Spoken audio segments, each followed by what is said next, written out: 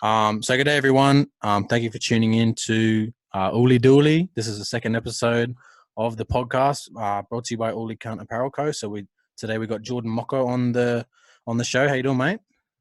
What's up, guys? Yeah, it's Jordan Moko here. It was Jordan Spazovic Moko, actually. Oh yeah, I saw the Um, hyphenated name, eh? Yeah. yeah, bro. It's a bit, no one really can pronounce it, but yeah, what's Yeah, up, yeah. guys? Thanks for having me today, bro. And yeah, can you get into it? Yeah, oath. All right. Well, I'll just introduce you for everyone. So Jordan here. So I'll bring up your stats first. So we got 6'5", 145 kilos. So I got a big oosh. And you obviously you're playing offensive tackle, my bad, in Gridiron, yeah? So for those of you who not very familiar with American football, the offensive tackle position, I guess, in a very general sense, is to protect the quarterback, yeah? Would you agree with that? Jordan, you reckon? Yeah, bro. Yeah.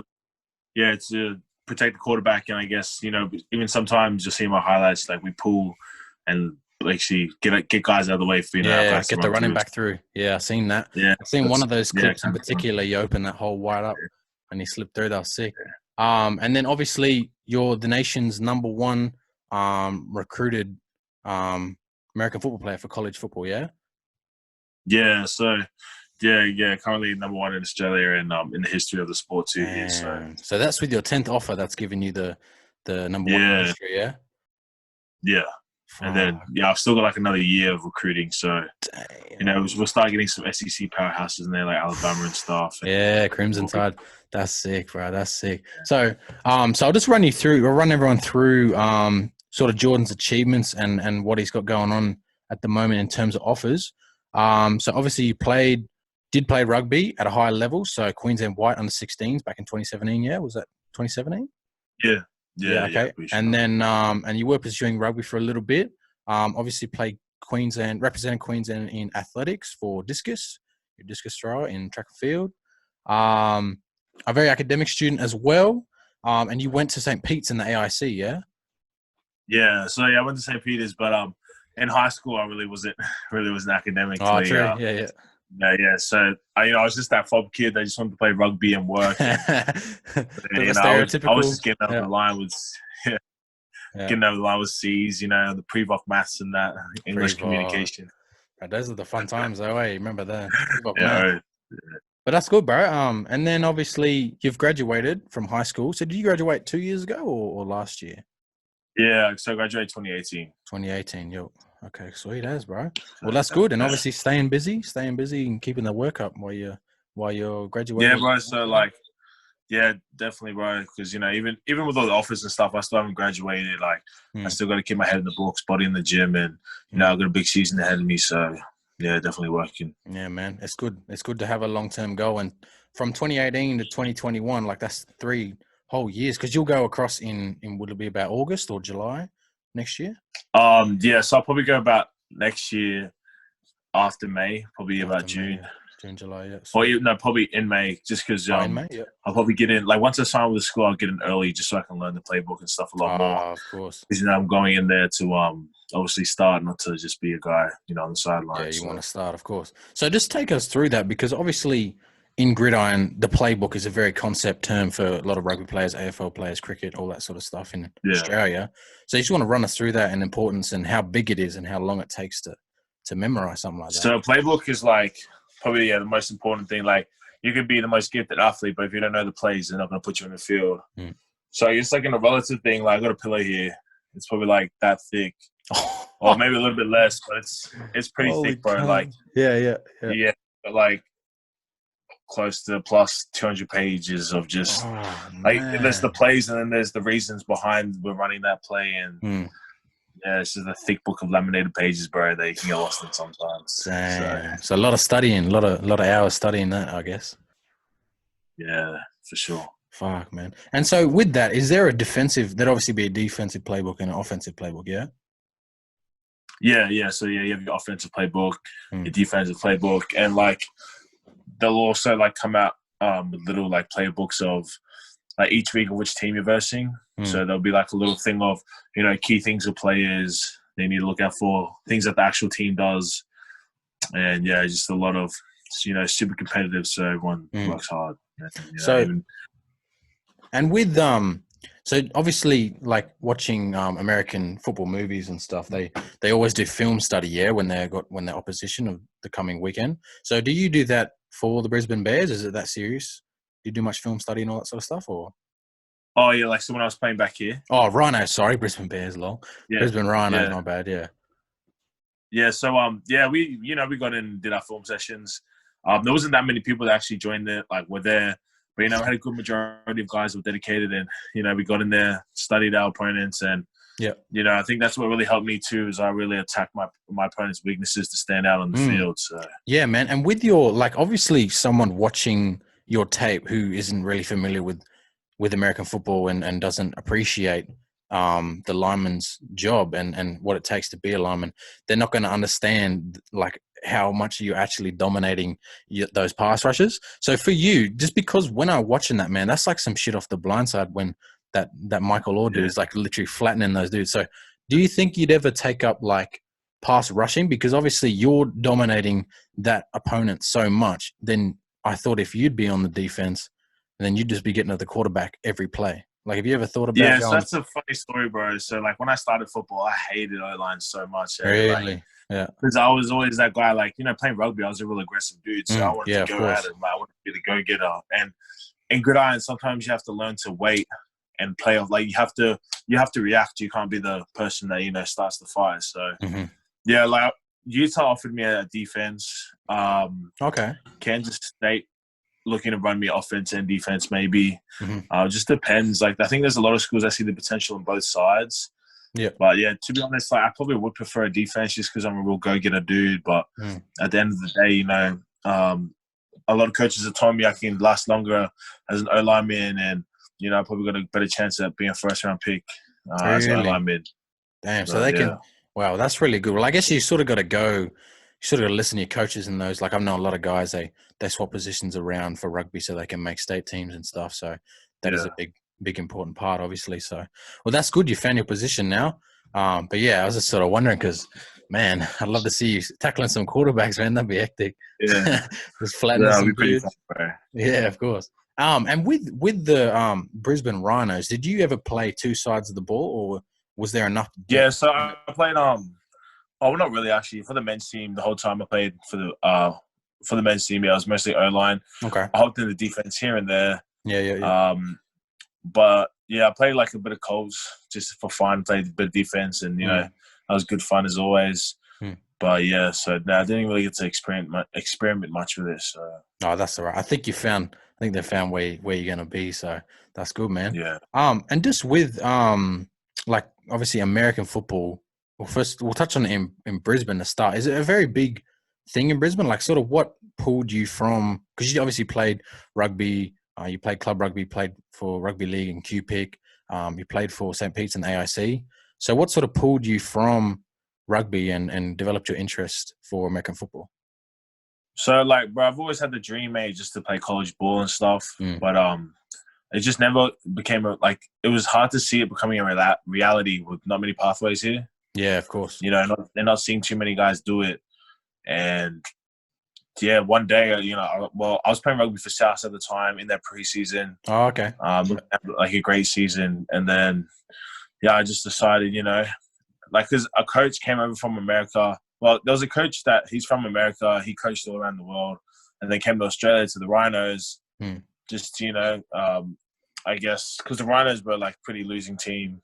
And then, yeah, he came in and switched it up. And, he played like college ball. He played at the NFL. So, when he reached out to me and told me, get down here, let's have a chat, blah, blah, blah.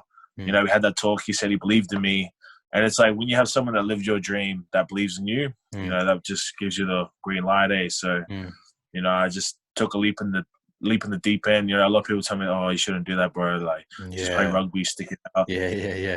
And, yeah, because I was looking to have a good season, really fit and shit. And then, yeah, I just, had to go with my gut and, like, follow my dreams. And this is where it got me, so. That's crazy, man. That's a really crazy story because, yeah, obviously a lot of people, like, I know 40 players I've talked to, they're like, oh, eventually I want to play American football, but they ain't doing anything about it, Like, so for you to actually take that leap, and it's a sport where no one plays that shit in Australia compared to, Yeah, league union, AFL cricket, So that's crazy, man. yeah, And obviously getting that inspiration and that belief in your coach, that would have been pretty powerful for you. So was that sort of the yeah. point where you decided like, shit, I'm gonna try to take this profession, I'm gonna try to play, be a collegiate athlete in America? Yeah, so like I was still training with him, and because I remember I started out training with him and training at Souths. Hmm. So I was in the preseason and that, while in the preseason gym at Rhinos, and it was pretty exhausting and shit. But Hmm. I knew I eventually had to make a decision because I was just kind of trying to do both, like just please everyone. But then we had the conversation. He was just telling me the funniest thing he told me is like, he's like, get off the pot if you're not gonna shit. You know what I mean? He's like, you're either all in or you're all out. Yeah, that's right. Yeah, like he told me, he's like, Jordan, you'll be a 5-star. You'll have every offer in the country. Like you're gonna be a first-round pick. You just gotta mentally get your mind right and commit yourself, like commit your whole life to this shit. And I was like, okay, coach, say less, Yeah. Let's go. Right, that's And, good. Yeah. Fucking heck. Yeah. That's cool, man. Obviously. So do you think if he never came, do you think, what would you have done? What would you have ended up doing it, or? To be honest, if he never came, I probably would have. Yeah, I would have never played it. To be honest, Really? like unless there was like there might have been like a camp or something that would like PPI came over, but I think that was a lot because of the coach. Yeah, Coach Booker. So without him, I wouldn't have this opportunity. A lot of other kids have a lot of opportunity now with Brendan from PPI Recruits. Yeah. He's like the owner of the biggest recruiting company for international athletes. He's got the most kids like scholarships. I think they got like 100+ D1 scholarships for kids. Yeah, I seen a couple. I seen a couple. They just got one fella from. Yeah. Oh, that quarterback. So he's gonna be coming over here more, and like I just feel good about it just because I feel like I'm paving way for all my other boys and kids coming up that want to play college football because that's the thing, bro. Like you get a lot of massive fob dudes that they might not be the fittest, but they move athletically, and like that's the thing in Gridiron, bro. It's like we're built for that because we can be explosive and big in short periods of time. Yeah. Like you always get the big boys catch the ball in the league straight off the try line, run, explosive as, and then freaking on the bench for the rest of the game. But it's a different kind of like style of playing, and I feel like it would suit a lot of our boys here, that are the bigger build but more like explosive for how big they are. So, but yeah, bro. Yeah, I think that's a real big difference between obviously every freaking sport in Australia and Gridiron because it's like you said, I think the average American football play lasts 7 seconds or some shit, and then you got 40 seconds to pick your next play. So obviously short bursts, powerful movements like you and everyone else in the defensive and offensive line. So that's obviously gonna a lot of big boys. It's a good sport for them, man. And I think you've found the one because obviously a lot of opportunities in America. So. You just got to take the step, I guess, and you have, which is good. So just if you just want to take us through how the college recruiting process works so obviously you're committed to Snow College, which is NJCAA comp. So that's community college, yeah? Yep. Yeah. So that's JUCO, short for junior college. So I think it's the NGCCA. Yeah, something like that. And then obviously lots of Div 1 NCAA powerhouse offers, like Utah, Kansas State. We've got Cal as well. I love Cal, man. And Oregon, that's my team. So some crazy Pac-12, some Pac-12 powerhouse programs there. So you just want to take us through like how you got your name to their doorstep, to the coaches, because obviously you mentioned PPI recruits but yeah, man. To be honest, like when I got over there, PPI kind of hyped me up a bit. Okay. And, they helped me get my name out there a little bit until, and like, just a quick shout out to them. Like, Brendan, if you're watching this or anyone from PPI, these are my guys and I appreciate everything you've done for me. But I think everything really popped off for me when I posted the video of me dunking. Yeah, I saw that. Like, after that, I had heaps of coaches just reaching out and, as soon as I started releasing little bits of content, like doing handstands, or just like some people might think it's stupid crap, but it just shows athletic ability. And I had more coaches start following me, and I kind of started to hype myself up. You know what I mean? Like, Okay. not hype myself up, but like post stuff that would create the hype around me and my name. Yeah. Self-branding, bro. It's all about self-branding, eh? Yeah, exactly. And then, Brendan, help share that stuff around, get it to the right people.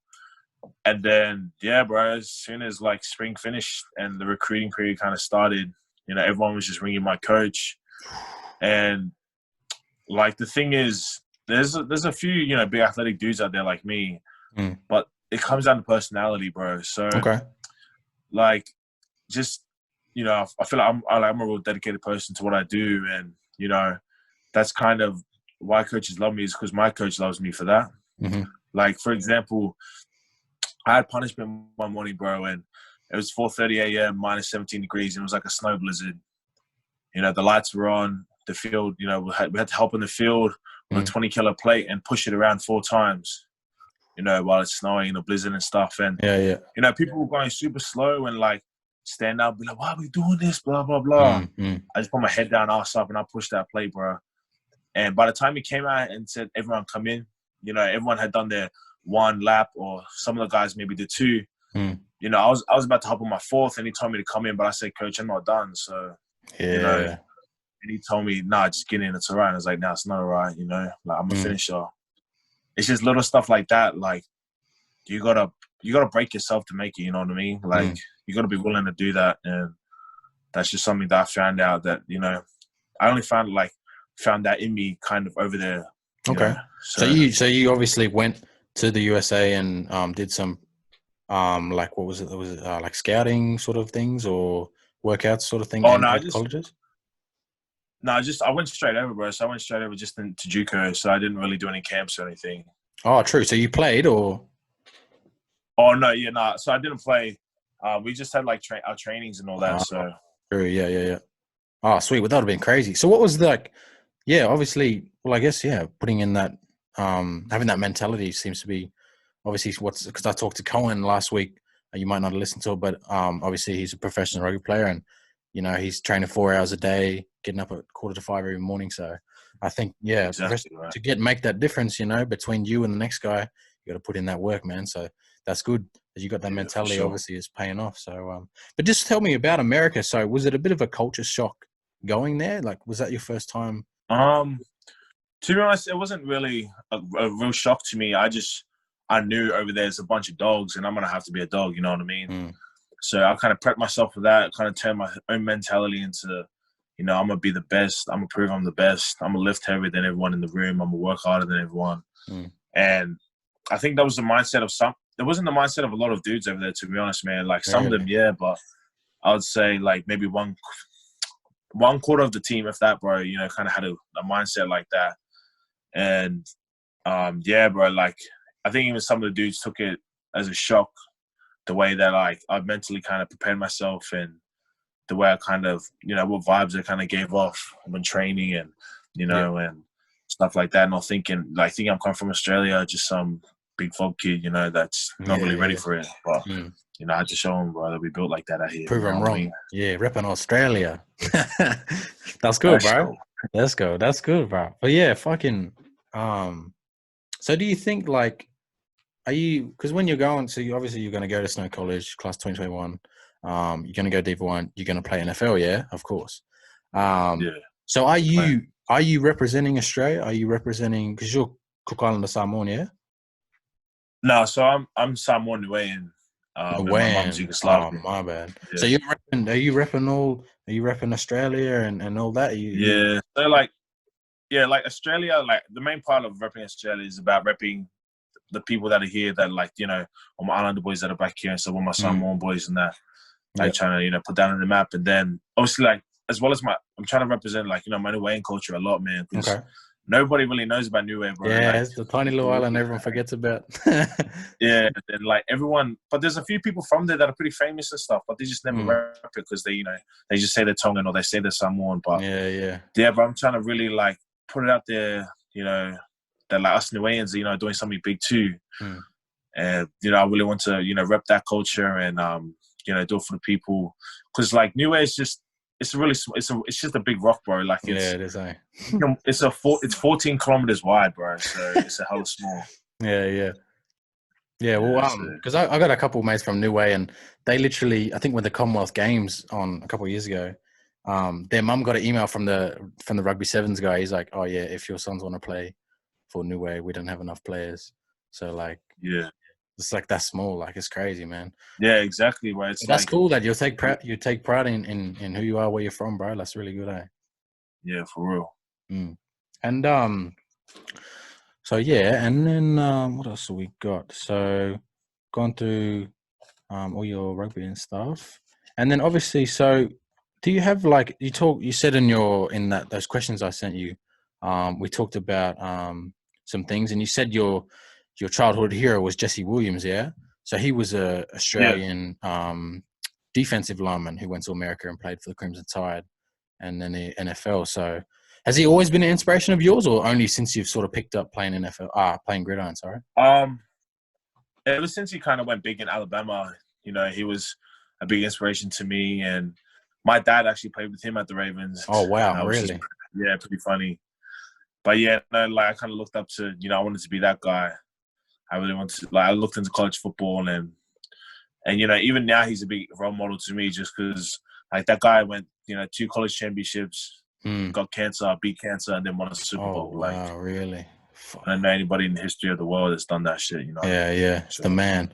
It's actually funny because you brought him up today when I asked you those questions, and then I follow some guys, the Batuta Advocate, this newspaper, and they're actually doing their podcast series, and they're actually doing a podcast with him this afternoon, like literally, yeah, that's cool. like right up. Yeah, I've seen so yeah. So like, I was like, what the heck? Like we're just talking about this guy. So yeah, pretty inspirational guy, and yeah, man. I guess you're going to be the next one doing the same thing, I suppose. Yeah, yes, sir. Build it up. Let's go. Let's go. So let's just talk about what else. I've got some questions here. Sorry, just give me a sec. I'll just have to find one we haven't talked about. Oh, okay. So you went to St. Peter's, yeah, in the AIC. So for those of you listening who don't know the AIC, it's basically the competition or group of schools, sort of in terms of rugby and sport, it's like the Division 2 sort of thing. So we got GPS, all those Richie Rich schools, and then we got the AIC, which has your Padua and St. Pete's, and your Morris College Ashgrove. So obviously some pretty big rugby schools there. So have you always been at St. Pete's, or did you only recently go there, or? Yeah, so I had like a bit of a move around. I started at Yeronga State High, moved with my mom, went to Parkridge State High, and then I did this program. I forgot what it's called. Rugby Tech over at Ballymore Stadium. Yeah, I know that one. Yeah, it was a guy named Brendan, and then it was either I did that for a bit, and then I got approached by Churchy Terrace and St. Peter's. Okay. And like they kind of like the coach there and my dad kind of decided about St. Peter's just because it'd be kind of a big fish in a small pond. Even though I think like I wish I just went to GPS because man, I think you're gonna be a big fish no matter where you go. To be honest, bro. Yeah, so I kind of just didn't really believe in myself as much. Okay. And then, but yeah, I went to St. Peter's, and even after my grade 11 year, I had every school in GPS wanting to, offer me a scholarship. And I did so I had a missus at the time. She was a year older than me. Yeah. And she kind of, because, I was in grade 11, so I had to repeat. Okay.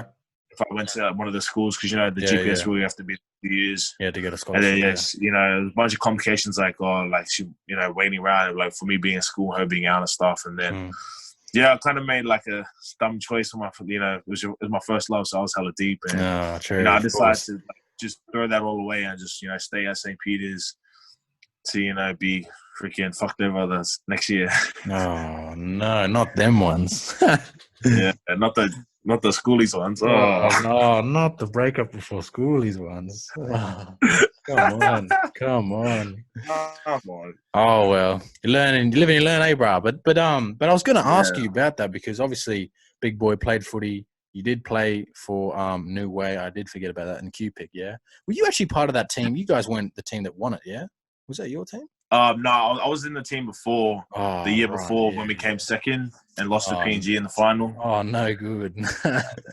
Yeah. Because I remember the boy. Because I remember Niue won that one year, and a couple of my mates, they were like, we knew when and all this, and I was like, yeah, I reckon. I was like, now you wanna play him. I played with like Stefan and stuff. Tessie was in that team too. Shout out. Yeah, shout out Tess and that. All those boys. Even Junior from Mr. NME, he was in that team. A lot of some of the boys. It was good playing with them and that. Yeah, it's good fun those sort of tournaments, eh? But who's got the biggest balls, G? That's all it is. You're gonna run a straight, bro. Surely you would have been running everyone. That's all it is, eh? Oh, that's cool, man. But so actually with Q-Pick, did you toss up between, because you would have been eligible for Samoa as well, obviously. Did you toss up between the two, or how did that work? No, I just straight up went to play for Niue because it was the first time Niue had a team, and oh wow, okay. I wanted to do it for my family and stuff. So that's like the just like Niue hasn't had a team before and stuff. So I really want to put on for them, be the underdogs, and we came out. Gee. Everyone loves underdogs, bro. That's good. Yeah. So with the GPS, obviously you've said your reasons why you never went there. But do you think anything would have been like different if you did pick up a scholarship and went to like a Nudgy or TSS or Terrace or anything like that in terms of like? Yeah, I reckon I would have I probably would have just stuck with rugby then because probably would have been able to go down professional path, like more professional path, and have like a more solid pathway. Because I didn't like. A lot of the boys had agents at the time and that, and I wasn't really in the agency or anything. I was just kind of doing my own thing, and I was even like throughout my whole rugby journey, bro. I was promised a lot, but never really given much. Okay. So that's what a lot of them GPS schools do too, bro. They promise you the world, and Yeah, so I reckon if I went to GPS, bro, I probably would have been playing rugby and stuff. So. If I was playing, I might have played rugby, but if Booker came over, I still probably would have gone and played Gridiron, I'd say, because it's that thing that's always in the back of your mind, bro. And then, you just question it day to day, and then there's a day when you just don't question it and you send it, bro. So you'll regret it if you don't, eh? So it's good that you did it, bro. Yeah, thanks. Really good. And look where it's got you, bro. And you're not even in America yet. Like, it's crazy. Yeah, and that's the thing too. I haven't even played a game in America. You haven't even played a game, man. It's in America. It's crazy. Yeah, they're going off like my athletic ability and shit. So literally, well, they're all about that over there. Hey, like that's literally what they look for. Flexibility and athletics. Like they don't care. Oh, yo, I seen that video of you doing the splits, bro. I seen that video. That nuts, man. That's nuts. So that's one thing I had to work on, even in rugby, is my hip flexibility, and I never really worked on it until I committed myself to football. And one day I was just like, hey, I bet you I can get a split, and I just dropped on that bitch, bro.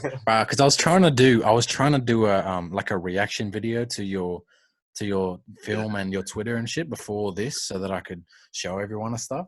And but the video fucked up and everything. But basically, I saw that video and I lost it. That was hectic. That was crazy. Never expected that. Like the handstands, I was like, all right. Like the 220 kilo bench, I was like, all right. Then the splits, I was like, nuts, nuts, man. Oh, that's crazy. But yeah, bro. So obviously a lot of hype and a lot of opportunities presented for you in America. So exciting. Yeah, bro. It's exciting, eh? So just with that, like, do you think there's like, because obviously there was no pressure on you before, like, because you were just playing for fun or whatever, and just trying to make it. But obviously now you've, like you said, you're the most highly sought after Australian football recruit in all of the history of the country. So do you think there's like pressure on you or from yourself or any? To be honest, bro, like I'm in a kind of a tough situation. So it's like, I'm not letting it get to my head. You know what I mean? Like I'm that guy who's like, I go to this, but it's, like that, it can be gone if I don't commit myself, Yeah, of course. And like, I've kind of let the hype not get to me like that much that it's like, doesn't really excite me. You know what I mean? Mm-hmm. Like it doesn't add to my motivation. Like I just have the same whys of, no, I'm doing this for my family and stuff. Mm-hmm. So, yeah. So it's for your family. I was going to ask you what's your motivation for your drive for being successful in the gridiron. So would you say your family a lot? Yeah. So I'd say like, seeing like my family struggle on that, and you know, I also want to do it for myself. But to me, I guess, like, I never used to really be a family guy, bro. Like, it was always just, you know, I'd always think about me and think about, like, you know, what am I gonna do to make myself better, and what can I do to achieve my dreams of doing this? But you know, I learned you gotta have something behind you more than just yourself. You know what I mean? Like, you gotta do it for, like, even when you play rugby, like they say, boys, you know, we might not be doing it for the coach, we're doing it for the team, we're doing it for each other. And for me right now, it's I gotta do it for me. I gotta do it for my parents. I gotta do it for my grandma. You know, do it for the people that, I guess, you know, put their neck out for me every day. So that's good, bro. You gotta stay true to yourself and your family, bro, because they're always gonna be there for you no matter what. So it's good you're looking out for them, eh? Yeah, facts. That's really good, bro. So just let's talk about some things in terms of American football in Australia. So do you think, because obviously, like I was saying before, not a very popular sport in Australia. Obviously, it's enormous in America. Like, it's ridiculous, hard to comprehend. But so do you think there should be more publicity for American football to be played at the club level and all that sort of stuff in Australia? Yeah, so I think that's another really big problem, like, with not many people playing football, is like the fees are pretty expensive, bro. And of course, yeah, and like there's not a lot of media exposure for people to play it. And even with the players that make it, no one's really talking about them, bro. Like, freaking, if we had a hyped up Jesse Williams, bro, everybody would have been on the train. Because, like, even when he came back, bro, people were acting like, you know, he just went to the NFL and stuff. But that guy's a GOAT, bro. He just went to the NFL. Yeah, I was like, what the hell, bro? What the hell? Like, Matt Leo, bro. Matt Leo just made the league. And, you know, I haven't seen that on the news and that, you know what I'm saying? But I reckon a lot of people should, like, maybe not even just the news, bro. Even, like, if, like, the 9 News posted on their Facebook page, like, stuff like that, you know what I mean? Because a lot of people don't really watch the news now. They just watching Facebook and, you know, Instagram and stuff. So I feel like, you know, people that do make it, people that put the time in, really needed more of a media presence, you know. And there's like, I think it's a DN for the Broncos. I forgot his name, but he was, you know, he is from Australia, and, like, you know, there's a lot of college and NFL kickers from Australia. Yeah, Michael Dixon. Talking to him a bit. He's crazy. Yeah, they got a fair few kickers, but, like, there's a lot more to Australia than kickers as well. And no hate on the kickers, but, you know, it's a lot more complex when it comes to playing actual, like, I guess you could say, not an actual position, but you know what I mean. There's a lot more to it. Well, I think what I've seen in terms of that is, like you said, the O-linemen, those kickers, even the kickers, like Michael Dixon, he's literally one of the best NFL kickers at the moment. And he's straight out of Australia, Aussie rules, you know, played for Texas and all that. And now, no one ever talks about him. I think the only ones I seem to talk about is the the NRL transfers. Yeah. Like Jared Hayne and then, bro, they cake it because, you know, they're not used to the culture. Man. They can't survive in that environment, bro. You know? Like, it's a completely different thing. Like, they think, oh, yeah, I score 100-meter try in NRL, so I'm going to be a running back for NFL. But then, like, they just can't hack it or something, eh? Like, you think, but it's even kind of the culture change. I think that's a lot of, like, what people struggle with is the culture of it. Because at that level, bro, people are just dogs. Like, everyone's like me, you know what I mean? Where it's like, I don't give a job who you are, blah, blah, blah. And it's like, they're going to tell you, like, they'll tell you straight to your face every single day, I'm going to take your job, I'm going to take your shit. Well, that's what it's like, I mean? You're going to take a job. Yeah, like, even I had to do that as someone, like, back at school, you know what I mean? Like, you just got to be a dog, you know what I mean? Like, when you're on the field. But off the field, you know, be teammates, be a nice guy, be that guy, you know? But, yeah, like, on the field, bro, no friends, you know what I mean?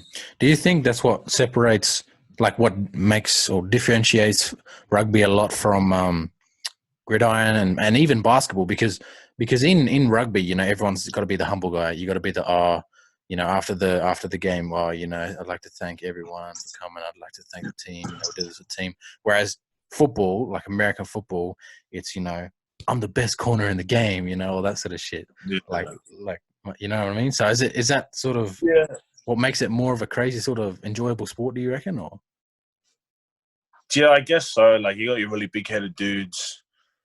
And you have your dudes that are still humble and do their job well. Like, a lot of linemen are, you know, don't have as much of a big head, but they're hard workers.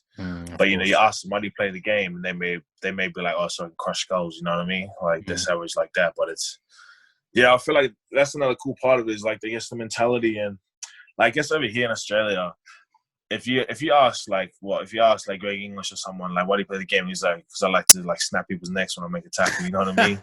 They might be like, oh, what the hell, and then he might get in trouble for saying shit like that. Yeah. But in America, they love that dogness. You know what I mean? It's crazy, hey. Like it's so different, man. And I think it makes like mainly in union because union's pretty boring in terms of that sort of stuff. But league's a little bit more crazy. But I'm just like, man, you know, you watch Gridiron, bro, and NFL, and I saw that Richard Sherman. I don't know if you watched the Super Bowl a few years ago when Richard Sherman blocked that Michael Crabtree the throw to win the game, and he blocked it, and Seattle won the game.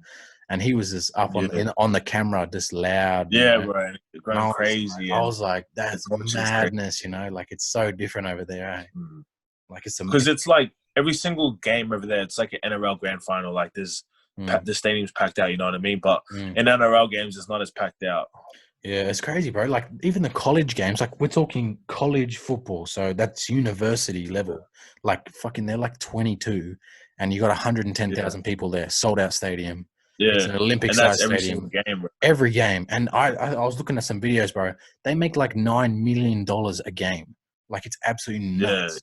Yeah, it's crazy numbers. And, like, the thing is, when it comes to recruiting, bro, on official visits and all that, they spend about like $3 million a year on recruiting. So they treat their guys. They treat the guys well. Oh my days, that is ridiculous. It's just absolute madness. It's just hard for me to comprehend, and I'm sure any other people in Australia, especially playing club footy. You know, like in the in the change room. You know, it's and then exactly, bro. It's just all like. They're old and stinks like shit. And there's tape everywhere. And then over in America, they got this multi-million-dollar facility, 100,000 people stadium.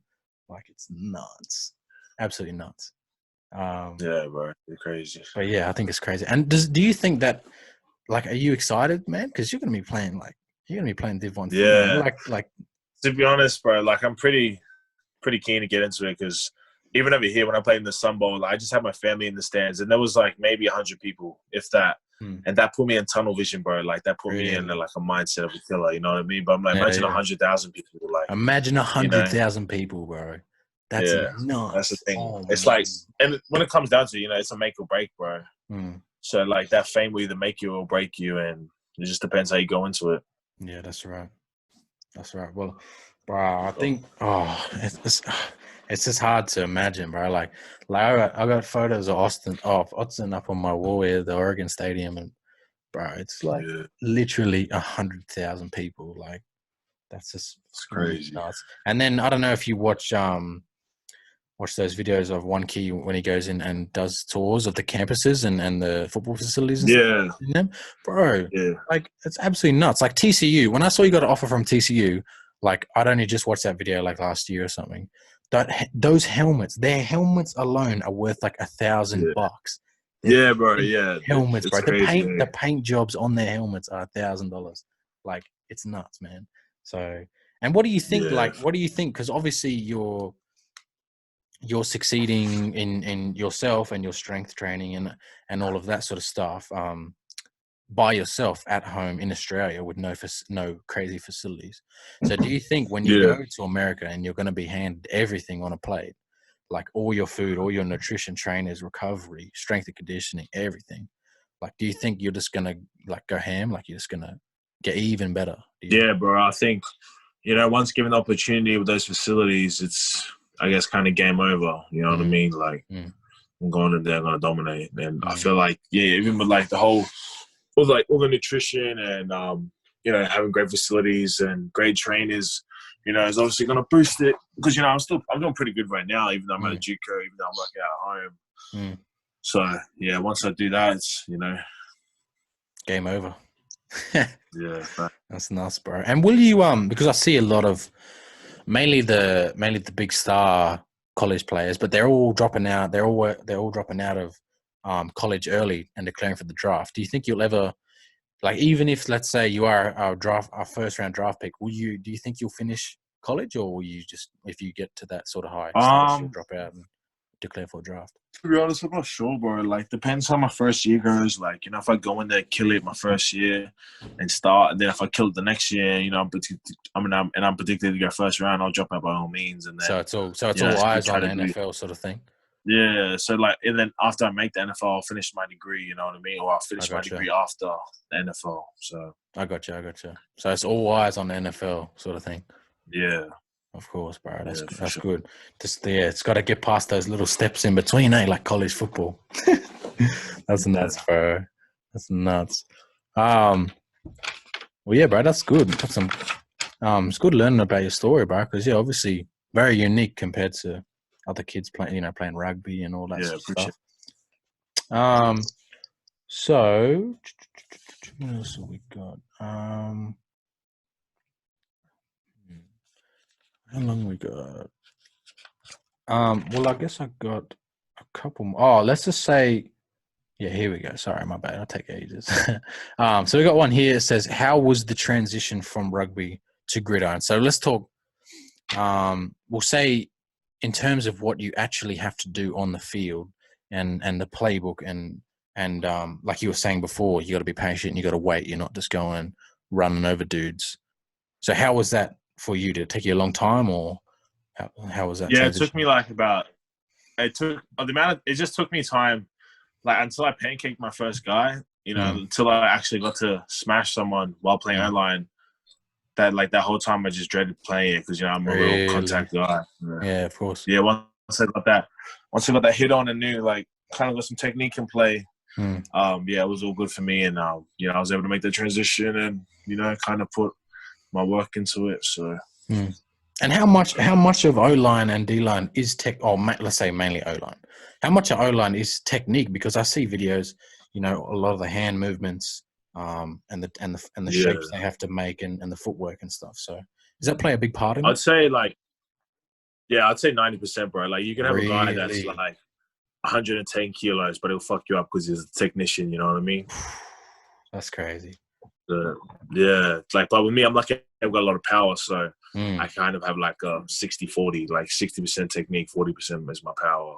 Damn. So you think once you like become a master in the position and the technical side, you'll just be unstoppable or something? Yeah, kind of like that, eh? That's the goal, I guess, bro? Because I see on your highlight video, bro, like they'll snap the ball, and sometimes the pass rush is right on you. But sometimes he's curling around and you're tracking back and you got your arms out and you're like waiting for him. So you're not going straight head on, so you're just waiting for him. So yeah, because sometimes you might go head on them and then they'll go right inside and then they'll take out the quarterback. So it's a lot of kind of read and that's where run plays where you get to go at them, which is always fun. So yeah. And with that, who calls the plays? And can you like overturn them, or can you read the defense and call an audible, or how does that all work? Basically, the coach will call the play, and then I guess we make blocks depending on the defense. Well, usually pass pro, you just protect the quarterback, and if they pull a stunt, you kind of adjust to it. Yeah. Otherwise, run plays, we'll read out which defenders we need to take. So. So you know what you're doing. Is that solely because you've memorized the playbook, or is that all just instinct? Yeah, it's our playbook stuff and what the coach tells us to do. That's crazy, bro. Well, it sounds like a nuts game, bro, compared to rugby where you just get the ball and run dudes over, right? Run it straight, cuz. Yeah. All right, bro. Well, I guess we've covered a lot, and it's really good to learn your story, and I'm sure everyone who's listening is enjoying it. Last question. I'd just say, just to anyone out there that you're repping for Australia or for Niue or Samoa or anyone, kids across the country, what would be your advice to anyone who's looking to play American football firstly, and then secondly to any of them who are trying to pursue that dream of becoming a collegiate athlete in America? To everyone that's trying to do it, man, like the biggest thing is self-accountability. So you can ask someone, like, what do I have to do? Like, and they might tell you work harder. You can be like, well, I do work harder. Well, it's like, you don't work hard enough if you haven't been noticed yet, you know what I mean? And at the end of the day, yes, self-accountability, like, even just, like with me, like, I used to, even when I played rugby, if I had to get like 4 or 6 liters of water in that day, I'd fill my water up, and then if it didn't fill all the way up, I'd drink some and then fill it up. You know what I mean? So it's like I'm not missing even just the little things. And yeah, just work hard, bro. And you need to find a really good why, something that's, when you don't want to work out one day, you turn to it, you say like, yep, okay, I got this, let's go.